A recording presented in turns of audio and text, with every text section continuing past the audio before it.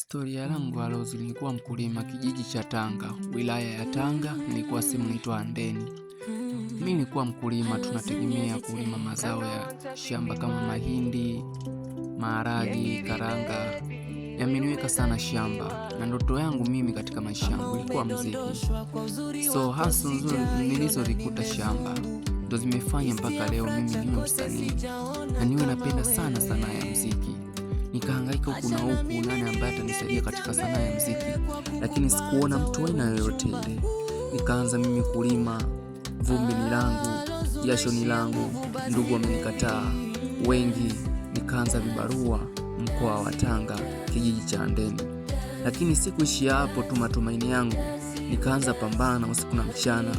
Nikaanza tembea na kufurahi na kucheka hata kama sina kitu. Maisha yangu yalikuwa amenipeleka mbali sana.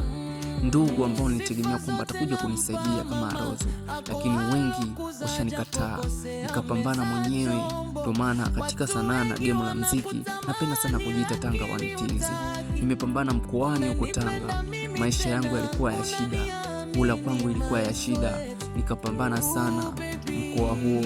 Mimi sikuwa na mwelekeo aina yoyote. Hivi na kipaji Mungu ndiye anayejua. Lakini nikaanza sana. Sikuishia hapo pia.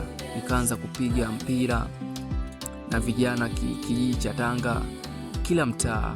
Nimeanza kupiga mpira sana. Sasa nikakutana na timu kama vijana wenzangu, nikaungana nao. Nikaanza mdogo kama football, lakini kwenye mpira vikanishinda. Nikatoka kwenye mpira, mafanikio yangu hakunipeleka huko. Nikajua mimi kwenye mpira bado sanaa yangu bado ni muziki. Nikaanza sana usiku na mchana.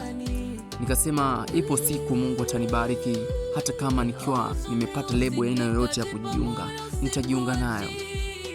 Haya ndo maisha ya nyumbani. Nyumba yetu unavyoona, nyumba ndo hizo nilipozaliwa mimi kama Arozo, na mimi sikuwa na budi kupiga picha kama nyumbani. Nilipotoka Dar es Salaam, hapa nilikuwa natoka Dar nikakutana na nyumbani. Maisha yangu yalikuwa magumu sana kwa kweli, sikuwa na mwelekeo. Nikatoka huko, nikawa napenda sana kuigiza, nikawa mporaji. Kuigiza kazi ya sanaa imenipeleka mbali. Nikaigiza sanaa yangu ya wizi kama unavyoona, nikikimbia na begi. Sikutoka na mafanikio ya hayo tu, nikaanza kupiga photocopy kila sehemu kama Mungu, kama msanii. Na mimi tajali kwa kesho nitakuwa msanii wa baadaye, kuwa naongoza kwa baadaye kama Tanga Wanitizi. So nikapambana sana kama Arozo, kama mimi kijana. Shule nimeishia darasa la 7. Sikusoma sana kupata elimu kwamba nimeenda form 4 huko, form 1, form 2 amna. Ndio hivyo, sijafikia mambo ya mbali sana. Mambo yangu yalikuwa mtaani kwetu, ni kijijini. Watu wanaoishi Dar es Salaam, si tumezaliwa vijijini, na Dar es Salaam tunatumia tu kwenda. Lakini nilihasu sana kama kijana. Nikatafuta sanaa za muziki, sikuona mtu wa kunisaidia. Wengi wakaniona mimi nina muziki, labda mtu ambaye unampigia blaza mimi najua kuimba, nakwambia mdogo wangu wewe bado. Sasa nikatoka huko katika mafanikio hayo, nikawa naimba tu mtaani na muziki. Nikatoka sasa, Mungu sasa mani, nikaanza kuhit kwenye muziki, nikaanza kujicooperate kama photo. Nikapambana, nimetoka kwenye muziki zote, naanza na nuru ya kung'ara. Sasa nikaanza Arozo, maisha yangu ndo hayo mdogo.